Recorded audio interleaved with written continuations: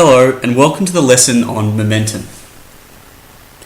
Momentum is intuitively understood by most people because it's one of those words that's crept over from physics into the English language to basically describe the oomph behind a moving object.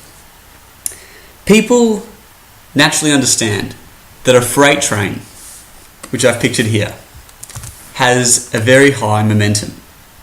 And they also understand that a tennis ball has less momentum, even though a freight train might be only moving at 20 meters a second, and a tennis ball could move at maybe 30 meters a second. So even though objects move faster, that doesn't mean they have more momentum. Furthermore, an object like an arrow moves much faster than a tennis ball. That could move at 66 meters per second, and people would say, yes, this arrow probably has more momentum than this tennis ball. So what we know of this thinking is that as mass increases, momentum increases. So mass up, momentum up, and as speed increases, momentum increases. And from this proportionality, we get this relationship P equals m multiplied by v. And this basically tells us if you double the mass, you double the momentum, and if you double the velocity, you also double the momentum, and if you double the mass and double the velocity, times 2, you'll get 4 times the momentum. And this is the key formula for momentum that underpins classical physics. So let's look at the momentum of a few objects. We have a block moving to the right. I'll write the mass underneath, m equals 5. The velocity above, v equals 10. The momentum is equal to the mass times the velocity, which is equal to 50. Now we haven't talked about units yet. Velocity is going to be in meters per second and mass is in kilograms. So the units of the velocity multiplied by the mass is equal to kilograms times meters per second. And this is the unit for momentum. Let's look at another block. Actually, we'll make it an arrow.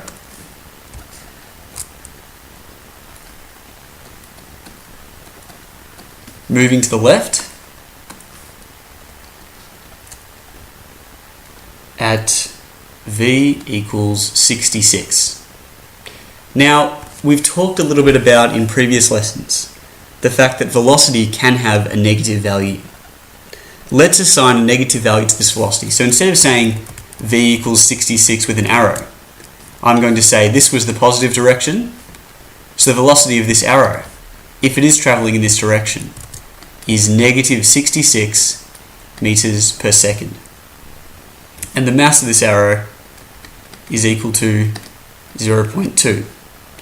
So the momentum is equal to mv, which is negative 66 times 0.2, which equals negative 13.2 kilograms times meters per second. And suddenly we see that momentum can have a negative value. So momentum is definitely a vector, not a scalar. So the last thing I want to show you with this example is that we can find out the total momentum of this system, which is very important later on. The total momentum, Pt, is equal to the sum of all the individual momentums. And that equals 50 plus negative 13.2, which equals, I'll use my calculator here, 36.8 kilograms meters per second. And that is the total momentum of this system here. The reason this is important is because in any collision, the total momentum of the system has to be conserved. The total momentum cannot change. The momentum of an individual object in that system can change, but the total momentum can't change. And we'll do an example to explain what I mean by this.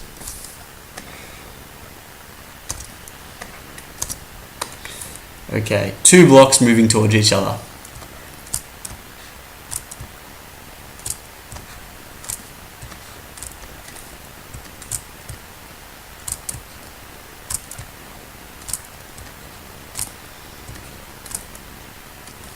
The velocity of this first block is 5 meters per second, and the velocity of the second block, I'll take away this arrow, we'll just say it is negative 10 meters per second, and of course that means it's moving in that direction there. The mass of the first block is equal to 10, and the mass of the second block equals 2. So the momentum of this first block, 1 and 2, is equal to mv, which equals 50, I'll try and put units in, 50 kilograms meters per second, and the momentum of the second block is equal to mv, and that's 2 times negative 10, negative 20 kilograms meters per second. So the total momentum of this system is the sum of all the individual momentum, which equals 30 kilograms meters per second. So if we have another picture which shows the movement of the blocks after their collision, and it shows that they're attached here. Blocks 1 and 2 are together. We know that the combined mass of these two blocks is equal to 12. That's 10 plus 2. And the total momentum of this system is going to be the same. That carries over. So it's 30.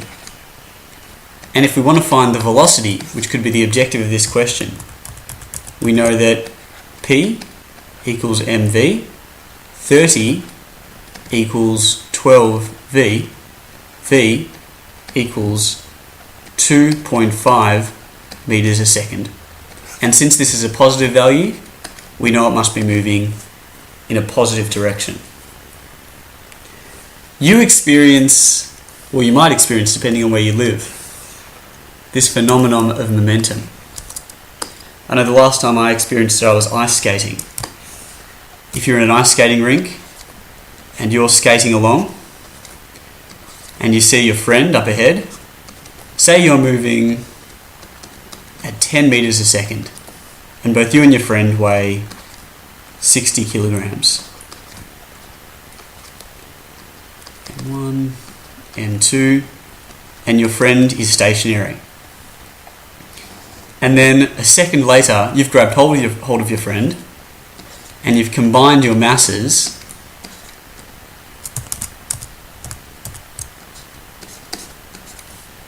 Now your combined mass is 120, but you cannot have gained any momentum in this system that was not already present in this system. So the momentum in the first image is P equals mv, that's 60 times 10. And of course the momentum for the second object is going to be 0. So it's simply 600 kilograms meters per second. And this has to carry over to this system here. The momentum still has to be 600, and that still has to equal mv. But m in this system is 120. So 600 equals 120v, v equals 5 meters per second. So you've effectively halved your speed. And as you've grabbed hold of your friend, you've slowed down and they've sped up so that the momentum of the system can remain the same at 600 kilograms times meters per second. Always remember that the momentum of the system has to be conserved, and then use what information you have to solve for the velocity. That is usually the goal of this type of question.